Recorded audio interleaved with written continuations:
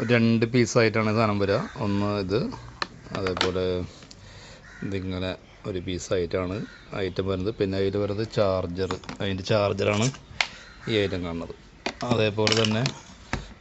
അതേപോലെ അതിൻ്റെ ബോക്സ് ഇതാണ് വരുന്നത്. ബോക്സ് പെട്ടിയിലാണ് ബോക്സായിട്ട് വരുന്നത്. അത് ഇങ്ങനെ ഹോൾഡ് ചെയ്യുക, ഇങ്ങനെ ഹോൾഡ് ചെയ്യുക. അതിന് ശേഷം ഇത് വെറുതെ പ്രസ് ചെയ്താൽ മതി, നല്ല പ്രഷർ ഉണ്ടാവും.